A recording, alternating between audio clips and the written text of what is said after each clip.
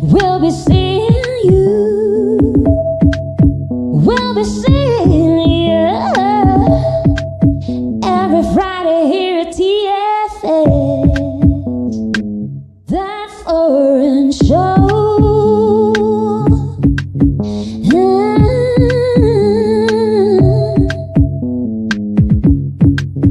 We'll be seeing you on that foreign show. We'll be seeing you. We'll be seeing you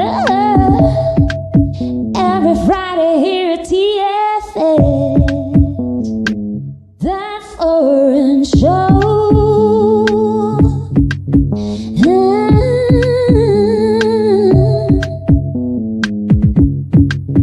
We'll be seeing you on that foreign show. We'll be seeing you. We'll be seeing you every Friday. ADR Networks presenta. This is Celestine Angel. And I'm Isaac Crouch. And this is... Foreign Show! On that foreign show.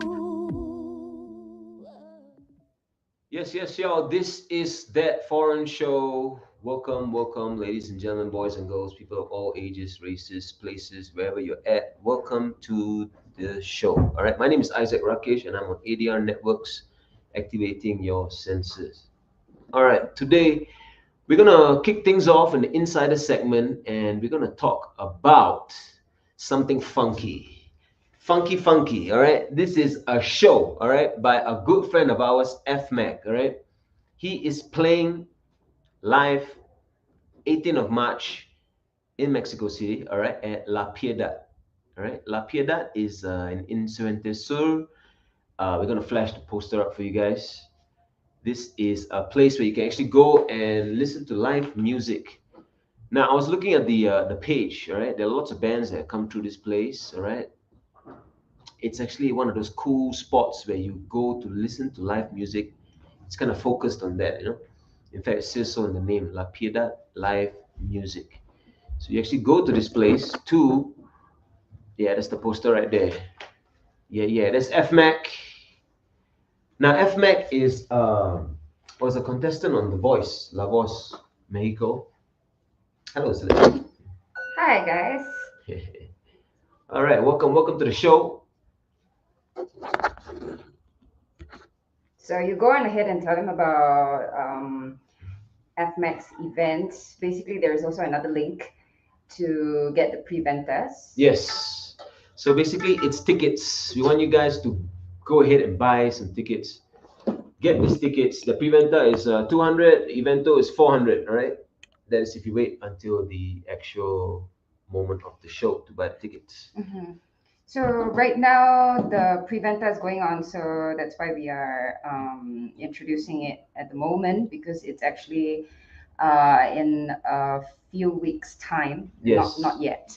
But right now, if you buy, you can get it at 200. But on the day itself, it's 400. And Ricardo, if you could put the yeah, he did. So right below, we see the address. Yes, right here, Insurente Sur, 585. No, that one, the wegao.com. That's the place to get the pre-venta. To get the tickets. Yeah, sorry. To get the tickets, you go to www.wegao.com. And the link is right there. Click the link, go in and get your tickets for the show, which is happening on the 18th of March. All right. So this show, I've been to FMAX shows, and they are funky as hell for sure. Right? Full energy. You know what I mean? It's gonna be fun. It's gonna be a great time for you and your friends to come on down to the show. All right. So that is the insider segment. That's the information that we want you to have this week to capitalize on. Right? Capitalize. Okay. To actually get your tickets early. Right? Get your tickets early so that you get them before they sold out. Basically. Yeah.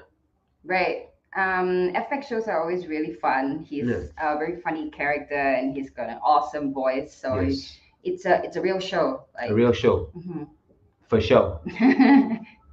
Yeah, and he was the semi-finalist for on La Voz Mm. 2020 or 2021. Can't remember. Sorry. Mm. If I'm not wrong, we will check and we will update you guys on the Facebook video.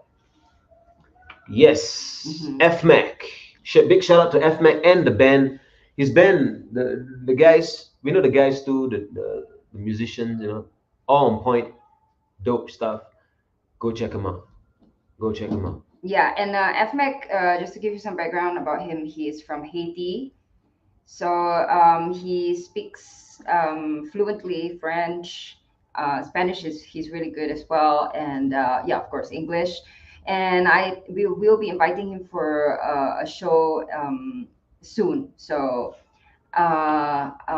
we will let you know when he's going to come on. But like I said, funny character. We love him a lot. Yep. You guys will love him as well.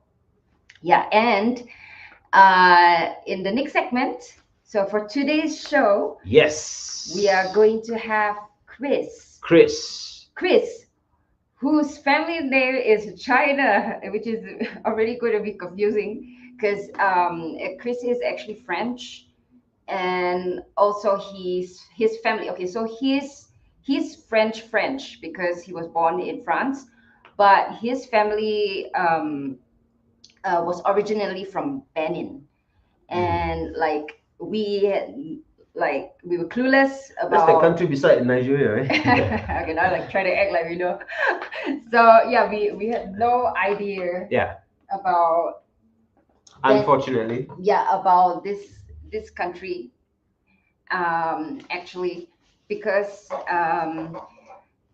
like when he first mentioned it, I actually thought it was like, was it somewhat in France or something? Yeah. Sorry for our cluelessness, but we are always honest with with our lack of general knowledge, basically. So, but Benin, like ever since like getting more information from Chris, I have read up a little bit, and I realized that initially it was called Dahomey, which it's a name that I've heard of. The homie. Yeah, like maybe watching some movies or something. Mhm. But it's from what we know, a nation in Africa that was originally a French colony, so they speak French. So he spoke French since from his family's from his in his family as well. So Mhm. and he's here in Mexico, working for an international company, Right. and actually a Dutch one, Yes. doing something really cool.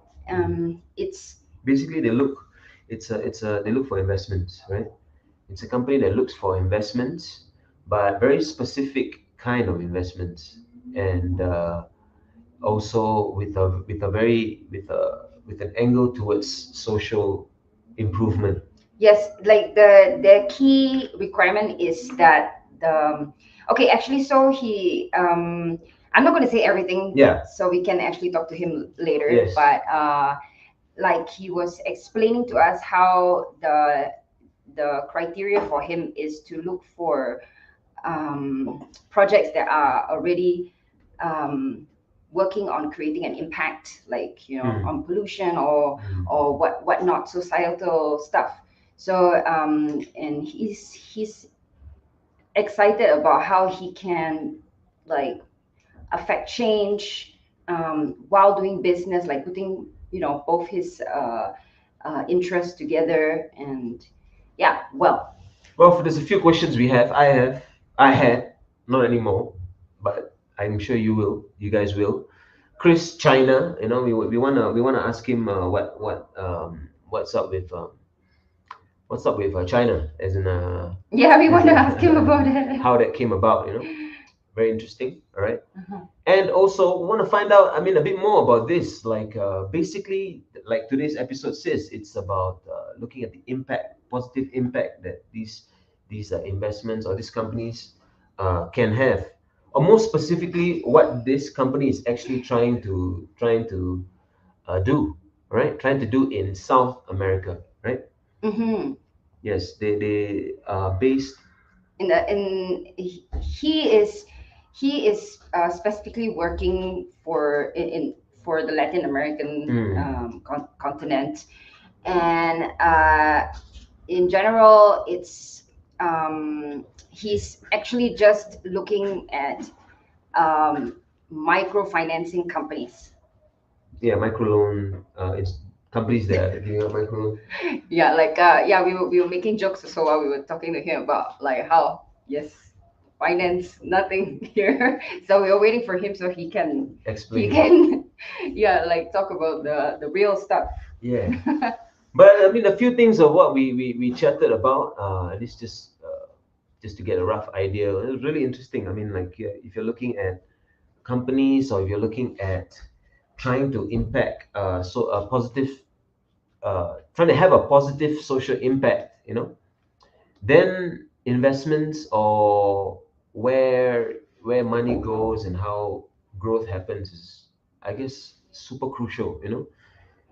Especially if you're looking at a few years down the line, and things like that. So these are the things that we want to talk about with Chris Mhm. when he comes into the studio. I think Chris is already backstage, Ah, he's so backstage. Yes, yeah, we can yes. let him He can in, hear us. guys. Rick, could you let Chris in? Welcome. All right, we're waiting for Chris to come on.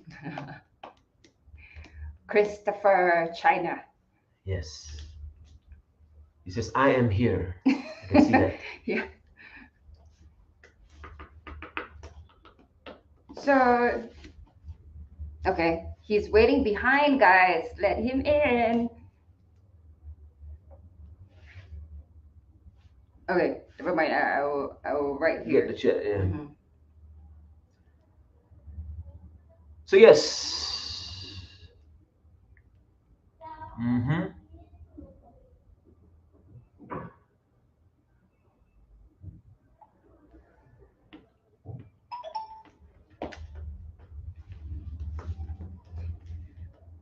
Well, so as we're waiting for Chris, um, yeah, okay. Chris is asking questions. Yeah, no, we can't see you Yeah, we yet. can't see you yet. We're waiting for production to let you in.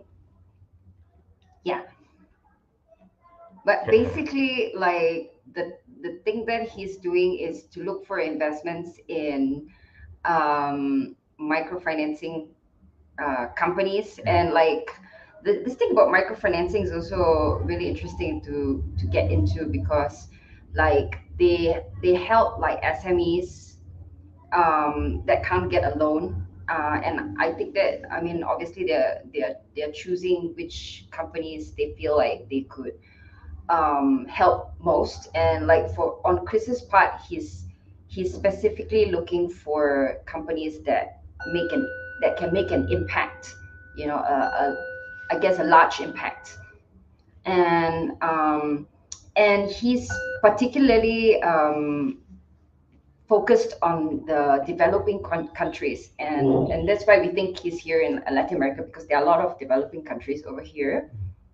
Yeah, and that's really such a cool thing to Yeah. get into. So we would like to be Even the educated whole like more about this as well. microfinancing thing is really interesting, right? Like, because you're talking about people who can't really afford to possibly get loans, right? And then we're giving them, I guess, giving them some options.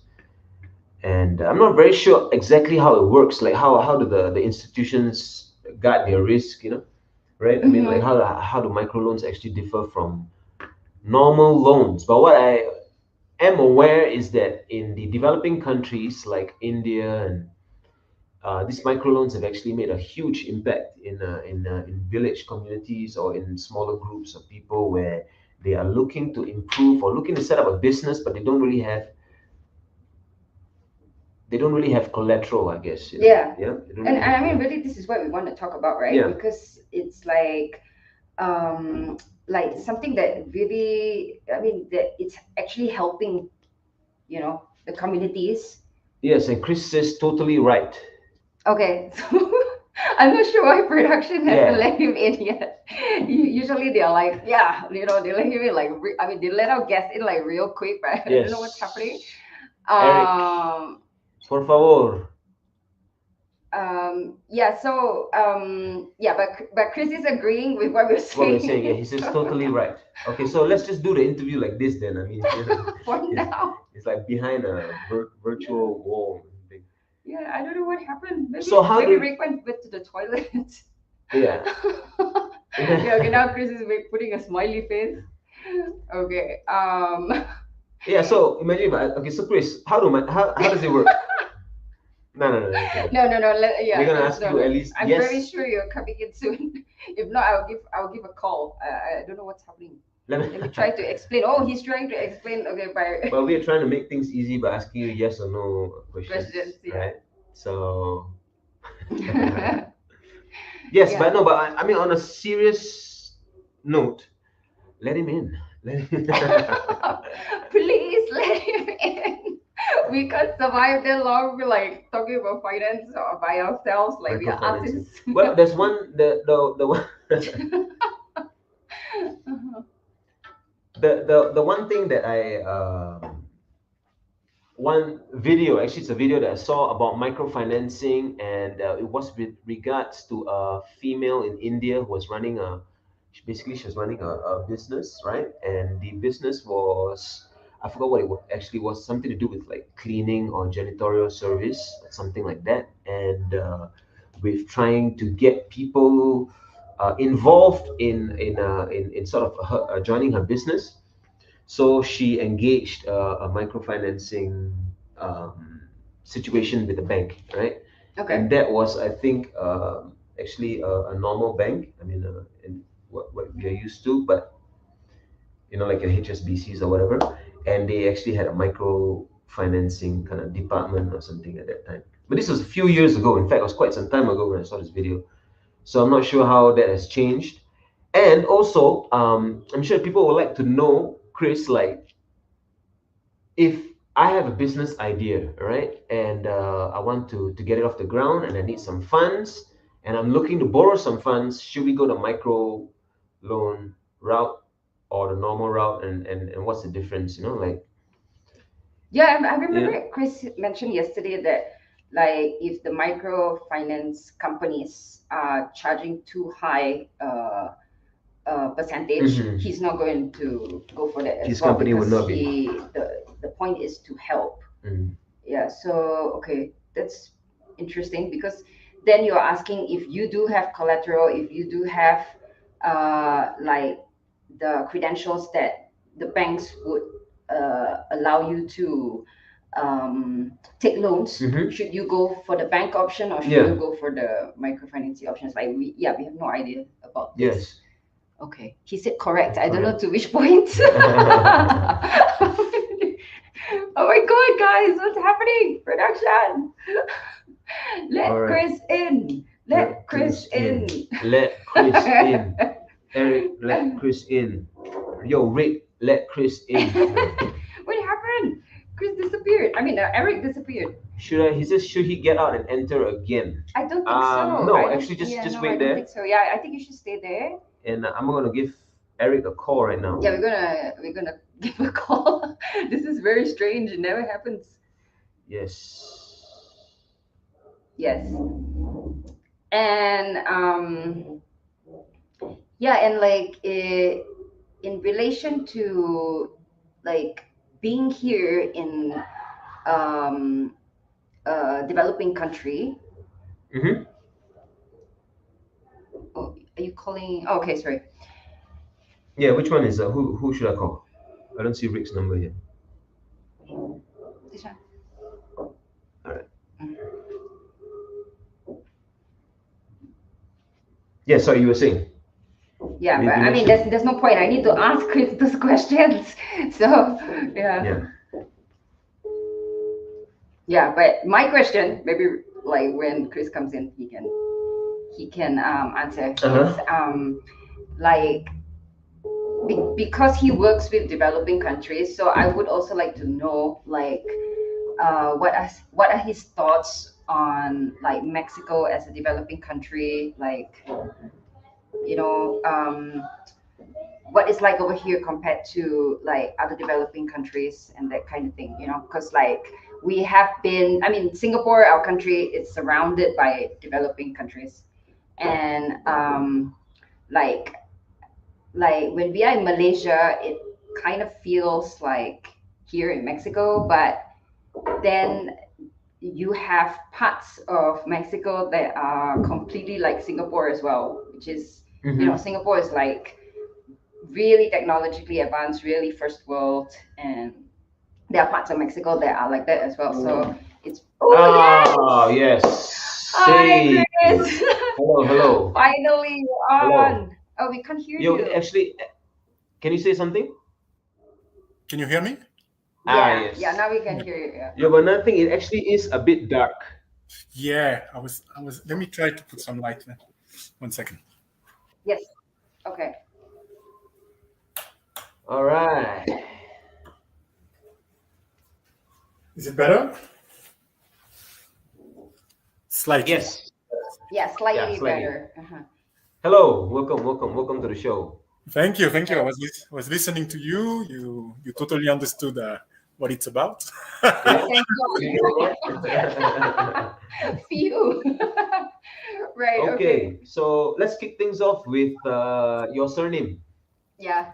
Like, Please enlighten us. yes, enlighten us, or just tell us a bit about like maybe your name and your family, or Yeah, definitely.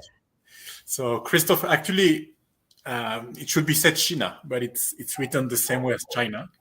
And I like to, Okay. I like China. to talk about it to say that my family was the family that founded China, but that's not true. Okay. It's totally random. Yeah, there's some deep bloodlines, It's totally random. I'm born in France. My father and my mother emigrated from Benin, which is a country in West Africa between Nigeria and Togo. And there you have the family China, which has nothing to do with China. It's just a name from there. So, Right. So family name China is not common, or it is? it is. I mean, it's not the biggest family in the country, but we we have quite a number. But over there, it doesn't mean it has nothing to do with the country. And actually, Benin, where my parents are from, is a French colony. So this is now they moved to France, and I'm born in France. But if you think about it, China, the country, is an English word. It's not a Chinese word, which would be Zhongguo, and it's not a French word, which would be Xin. So over there, it's So it has nothing to do. Basically, it's the same spelling, but nothing to do with the country at all, right? No, it's pure coincidence. And my brother visited China, I think 7-8 years ago, and I was hoping that they would give him a prize or something, but nothing. They didn't seem to. But I mean, it's a great kind of conversation piece of people actually remember you, right? I would take that people remember you and your name. Actually, I was working in Asia at some point, in Cambodia and also a bit in Thailand, and people used to remember me as China before remembering me as Christopher. So I think Right. There you go. Because it's easy, because it's like something odd. And you just put it, exactly. Conversation piece, right?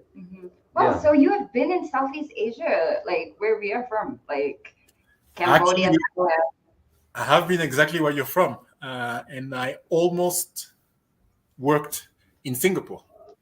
After finishing in Cambodia, I went to do an interview for a French bank in Singapore. Things went well. I spent 2 weeks there. I had a great time, and I was supposed to come back to start the work. And meanwhile, the French bank from its headquarters decided to freeze all the hirings. And therefore, I didn't start the job, and then I went back to Europe. Well, you look like you will completely love it in Singapore. Like, Yeah, for like sure. yeah, because like we have so many like international friends in Singapore, and you feel like completely like one of them. Like like you fit right in. Yes, for sure. Yeah. With a name like China, come on, man. Maybe No, the- but okay. So you did enjoy your time there, the 2 weeks that you spent. yeah, 10 days. Yeah. I really enjoyed Okay. it. Really enjoyed it. Yeah, that means you're really well traveled. You have been like Europe, Asia, now Latin America. Like, so you hit every continent already, or what? I miss Australia. Oh, okay. Well, you should have gone there when you went to Singapore. Down under. Africa also. Yeah, I was also working in Africa for some time. You were living in Africa. Yeah, for 2 years and a half, almost 3 years in Kenya. Oh, in Kenya. Right. Okay. And so, do you still have family in Benin? I do. A big part of my family is in Benin, and then another big part is in France, due to the fact that Benin was a French colony. So a lot of them came to France. And then I have families here and there, in Germany, in other countries in Europe, mainly a bit in Canada too. But the big part is France and Benin. So the Benin people, they actually immigrated everywhere. No, mostly they immigrated in France, a bit more in French-speaking country, and then some people in my family, but I would say 5 or 10%, went in other countries to try their luck as well. Right, makes sense. I mean, they speak French, and Yeah. But how come your English is so good? Did you learn it? Did you learn it growing up, like in Benin? No, actually, so I'm born in France. Sorry, yeah, I remember that. And I went to a high school that was a bilingual high school, actually, that prepared us to, after graduating, we could go to university in England, in the States, or continue in France. So Right. It was a bit intensive in terms of half of the studies were basically in English, and then the rest is just a bit of traveling and speaking the language in business. Yeah, because your English is good. Like the grammar's on point. Yeah. And everything. Sometimes Yeah. if you're speaking like a different language that's pretty close, then you have a lot of different like non-English speaker kind of ways to express, but express you are English. pretty much Yeah. like an English speaker. Thank you. For the first 10 minutes. Then afterwards We'll see how the rest. yeah. We're gonna see how the rest of the interview goes. Yo, Chris, I mean, straight up, man. Okay, so what is the difference between a micro loan and a normal loan? Yeah, thank you. That's a very good question. The most simple way to define it would be the size. Loan, micro loan is a tiny loan. That would be the most simple way, but there's more to it.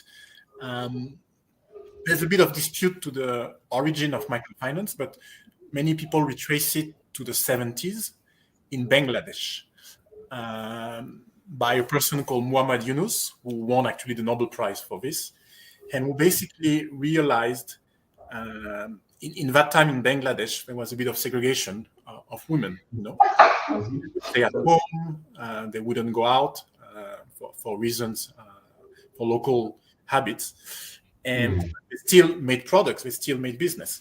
So I recommend you read the book. It's very interesting. He went to knock at the door. He couldn't see the woman, but he would discuss with them.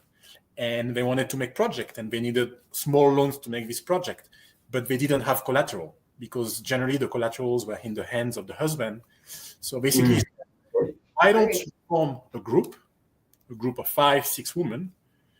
You take the loan together, the micro loan, and if you default, the 5 other people in the group would be the guarantee for you. So there was this solidarity mechanism, which is one of the methodology which is used in microfinance, and that some people say started there.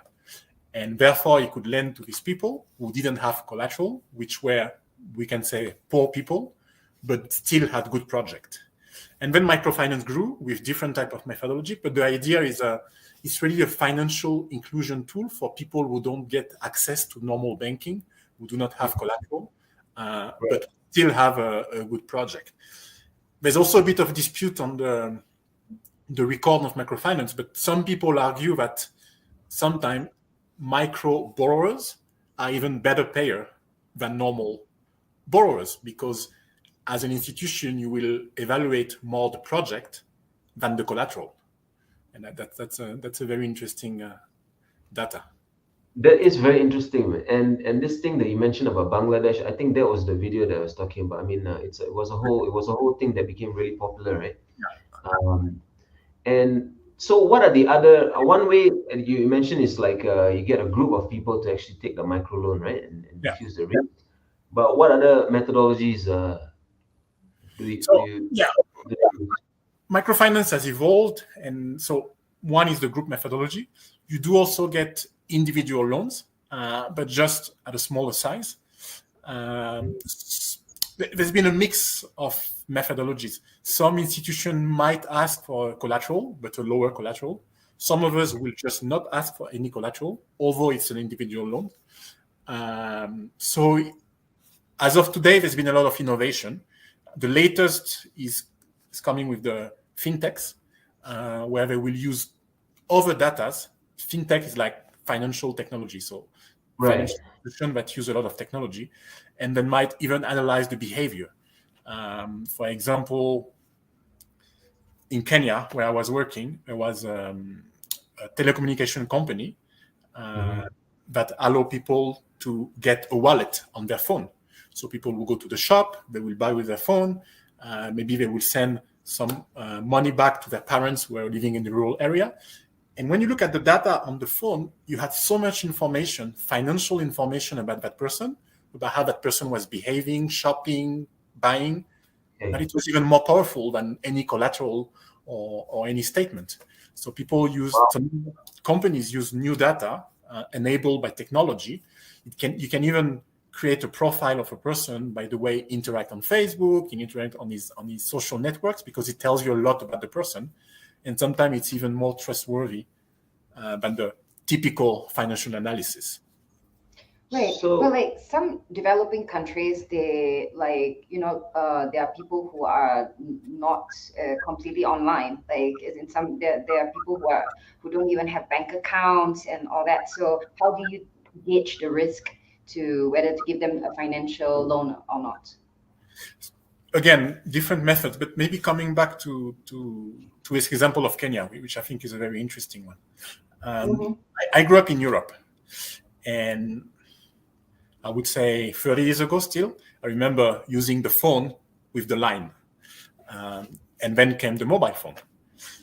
In Kenya, they didn't, in general, for most of the population, they didn't use the cable phone. They directly jumped to mobile phone.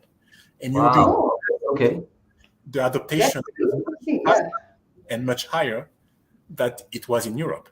So the company I was telling you about has made a leap forward in terms of analyzing financial behavior through mobile phone. And it can be a very simple mobile phone. You don't need an iPhone. You don't need a super Samsung. You just get a small phone, a Nokia from the ages, and you get different information. It sends a code. It reflects how much the person has on its wallet, which is a virtual money. That person goes to the shop.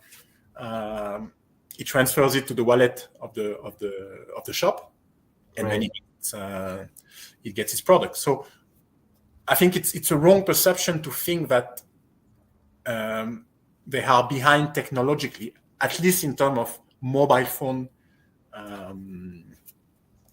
adoption, basically. I guess it's like place by place. You see what they are working, what you're working with, and then you can see how to gauge, right? No, but it's a very interesting point, because what you're saying, at the end of the day, these institutions are looking at someone that they trust, right? I mean, it boils down to that, right? I mean, like in terms of lending money. Yeah. a lot of it has to do with trust, and I think that's something we had lost at some point in developed countries with banks, basically. So interesting, right? Bank would ask you for tons of papers, try to get an apartment in Mexico. You need to have someone who's guaranteeing the apartment, who also has a property in Mexico. It's almost not even about what you can bring, but rather the collateral or the collection of guarantees that you have. So the same thing happened in banks, and you will see people that are less well off, who didn't have collateral, who also might feel intimidated to work in this building where they don't think maybe they don't belong. So microfinance institutions are different. They have a lot of officers who go to the field, who go to visit the house of the person, who go to visit its project, who talk with people around, and then they make a profile and analysis. There's much less document. So a lot of it has to be also on the character. There's a big analysis on the character of the person. That is so interesting, because a lot of it, I mean, there are so many points that I feel so interested to actually go into. I mean, like one major thing is this thing that you mentioned about these developing countries, and about how they've kind of leapfrogged in a way certain technological points, right? Yeah. And so because of that, it's actually kind of in a way, it's very difficult to gauge which country is modern or which country is going to be easier to kind of work with, right? I mean, I guess the impression that I'm getting is kind of like this new age of, or even this topic about microfinancing and about dealing with people and kind of really finding out each person and the activities of each person becomes almost more important than ability to show, look, I have this collateral, or I have this amount of assets and things like that, right? And even like physical cash. Physical cash, yeah. True. And I mean, I give you two examples, and then what you say has a lot of echo.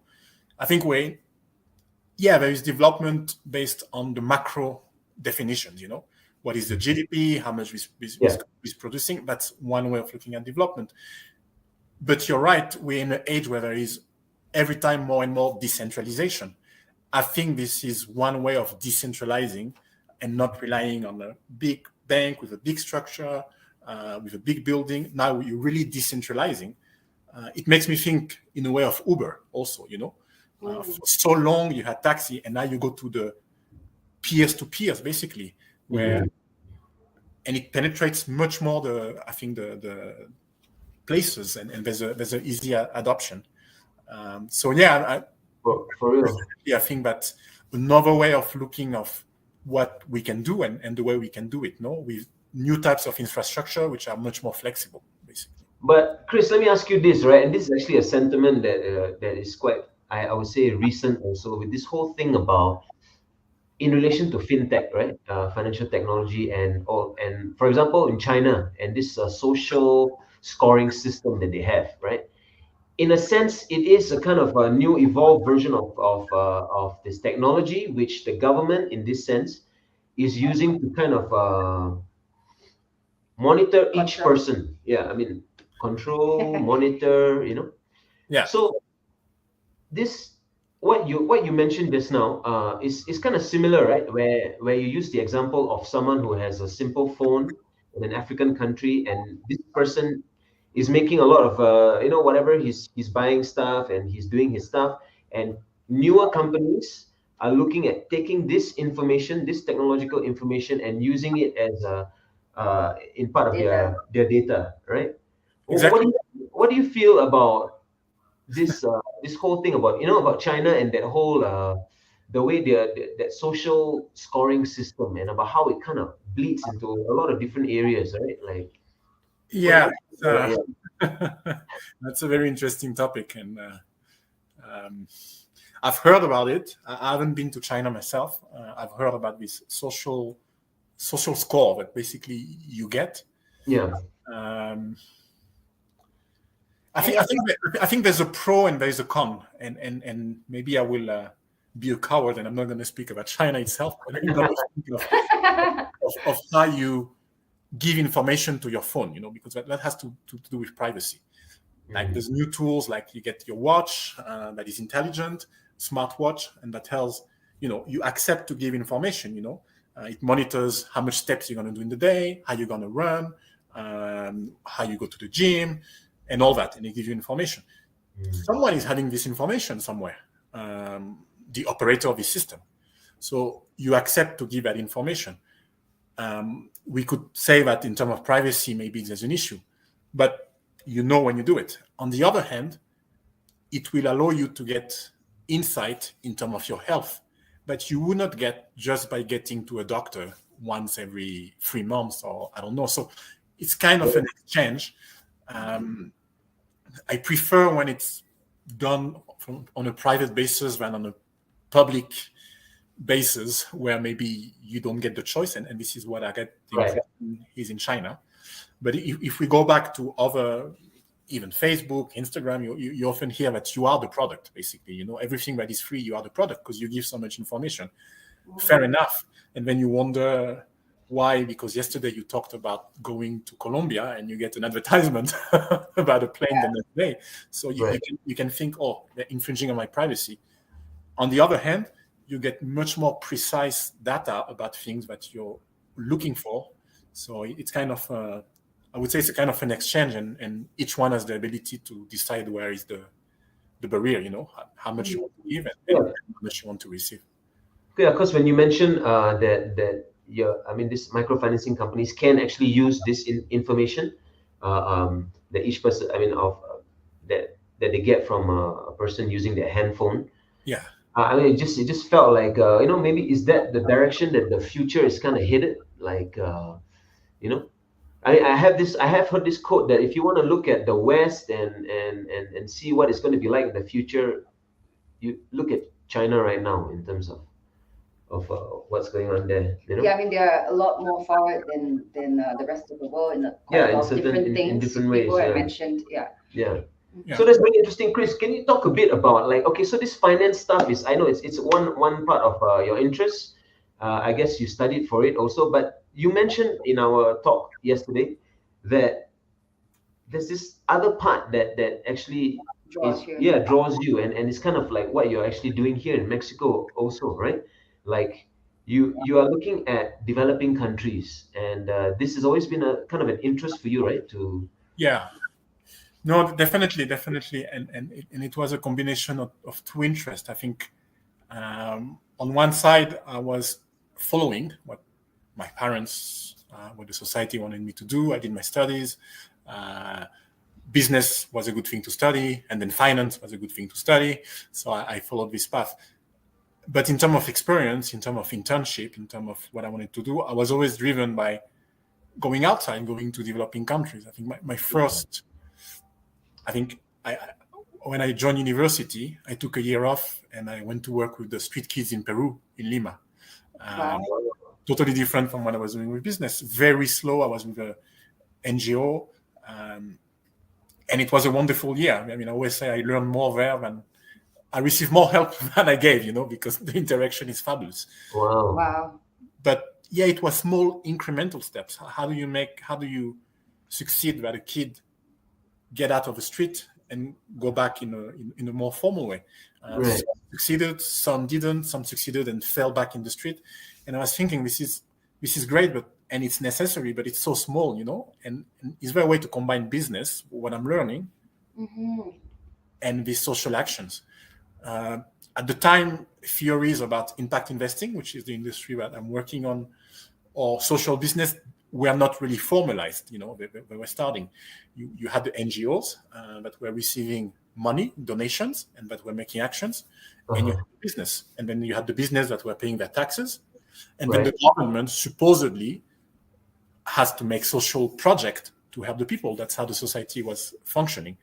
In the US, it was a bit different because you might have, it's more a US tradition, very rich, well-off person, Bill Gates, Warren Buffett. They make their money, they arrive at a stage and then they say, okay, I'm going to create a foundation and I'm going to give that money.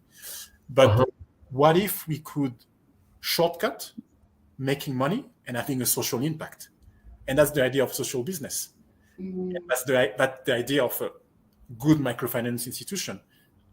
How can I lend to the poor to help them get out of poverty? How can I, today it's more than necessary, how can I create cars that pollute less and maybe that are electrical, not to have a bad impact on the society, rather than make a car that pollutes, and then trying to find a way through the government to make climate better. So basically, impact investing or social business is this idea, and this is what has driven me in my career. So after working with the street kids in Peru, I went to work in India with Tibetans that are in exile in India, in what was not called then as a social business, but which was really a social business for the Tibetan cause.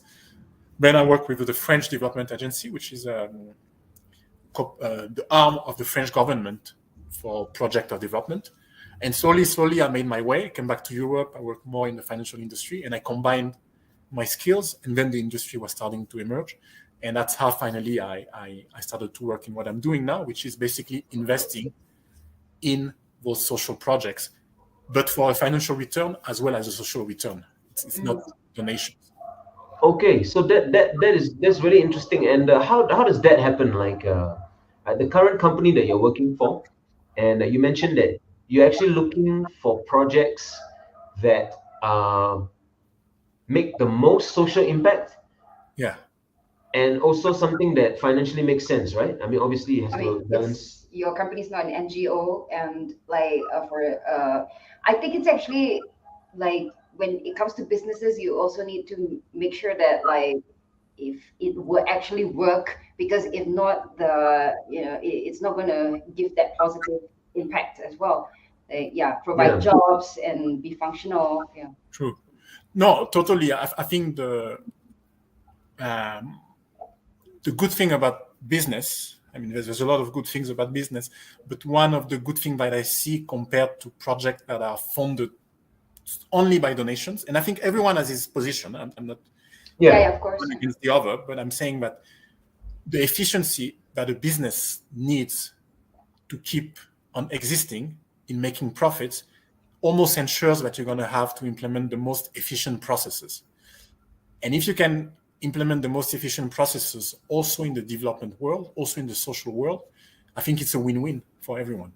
Exactly. And even almost, it might even be more important, right? In a developing situation, right?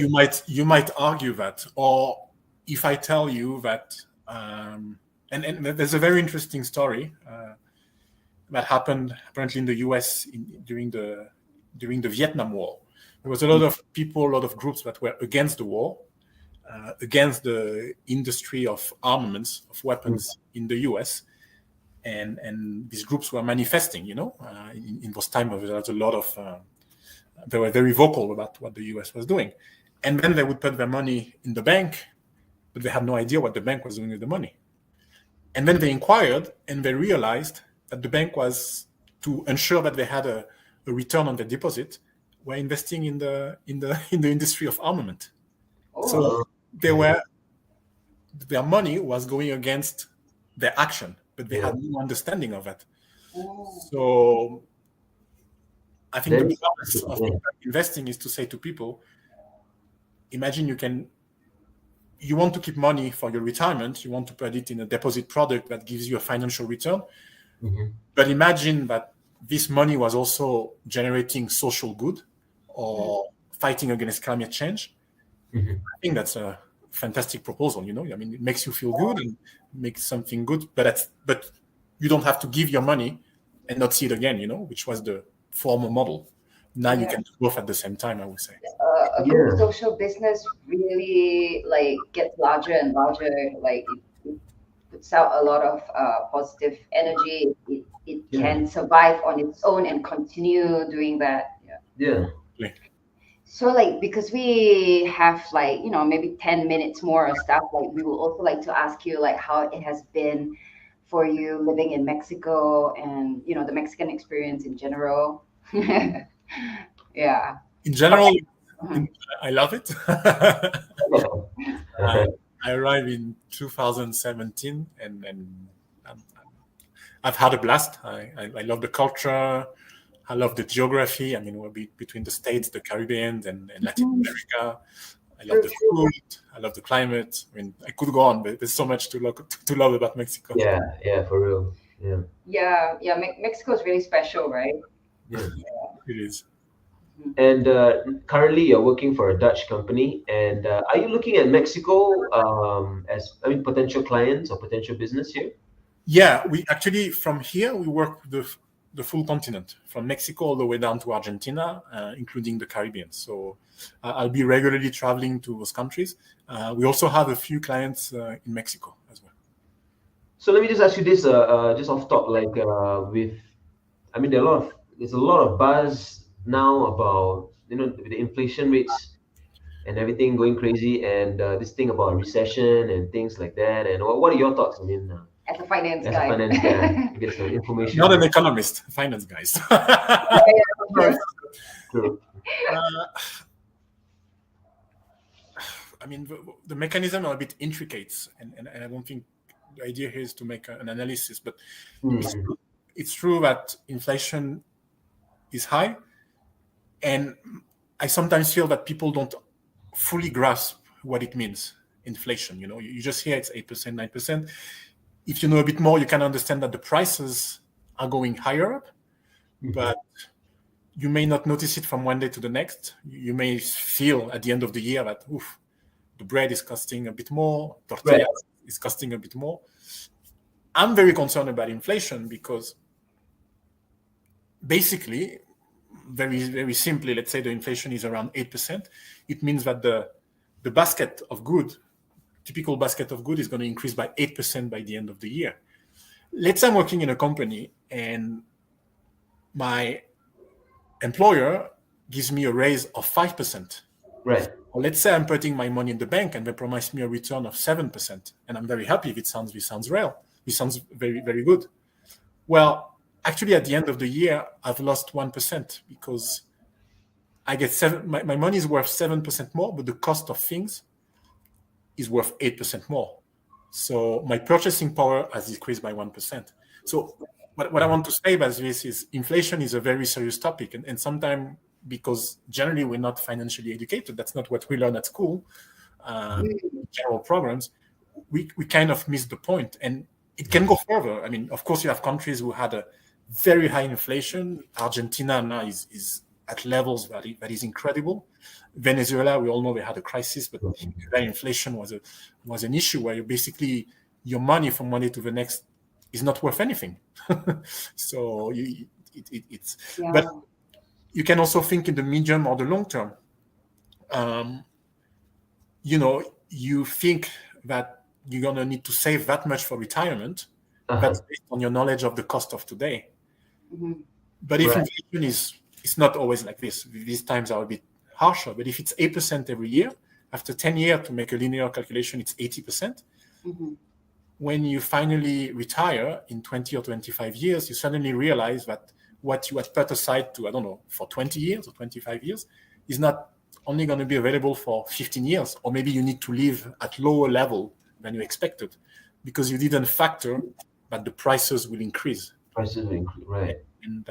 And sometimes, I don't know if that's the case in Mexico. I cannot speak for sure, but sometimes I do see elderly driving Ubers and working, and I'm thinking, what happened here? What didn't work? Is it because whatever they had put aside didn't make it all the time that they were thinking about, and now they realize that they still need to work in order to make ends meet? So very, very important topic, I think. So you have given us a lot to think about, and educated us quite a bit, I would say. But we have reached the end of the show. Production is telling us to end it already. But we would like to tell everyone that we have a gig tomorrow. Come down to our show. It's at El Bodi in Roma, and we're going to play around 8:30 or something like that. I hope Chris will come too. And Chris, come on down, please. Yes, I'm not doing anything yet. so we're going to sign out. Our tagline is called "Activating Your Senses." And Celestine Angel. I'm Isaac Rakesh. And that's Chris China. Sorry. Thank you so much, brother. It was really interesting. Thanks to you. So, activating your senses. Peace. Entrando por tus oídos hasta llegar al centro de tus emociones, ADR Networks está en este momento activando tus sentidos. That's orange show.